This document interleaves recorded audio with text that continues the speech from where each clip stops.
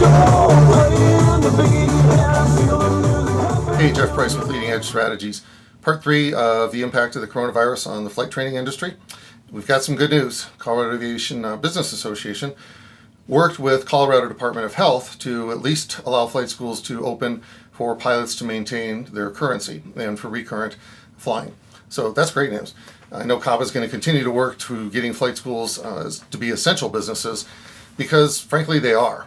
And I think the problem is a lot of people just don't know that the military is not the primary provider of pilots to our industry anymore.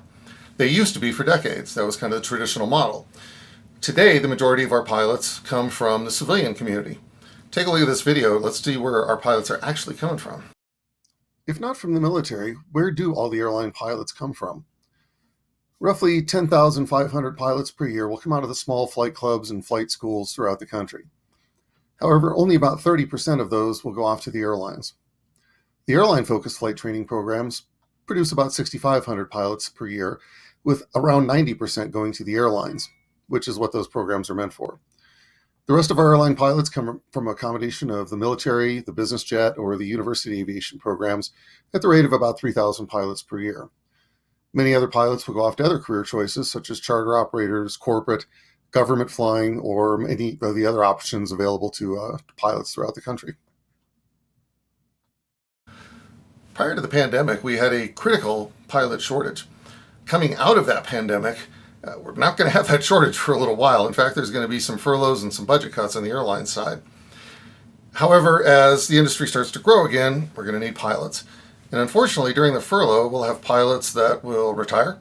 We'll have pilots that will go off to the charter industry and won't come back to the airlines. We'll have some pilots that are in the pipeline to become airline pilots, and they'll take off to charter, corporate industry, or any other type of flying that they might find appealing to them. So it's essential to get the flight schools back open. Pilot hiring feeds our industry.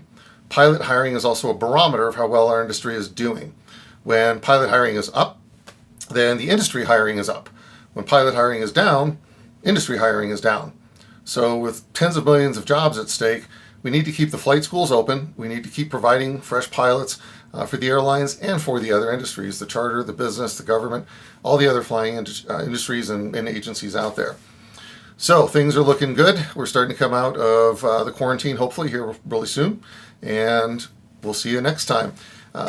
Looking for more information, go to leadingedgestrategies.com, and we're also on YouTube, Instagram, LinkedIn, Facebook, Twitter, you name it, we're probably on that platform. So find one of those, subscribe and like, and we'll see you next time.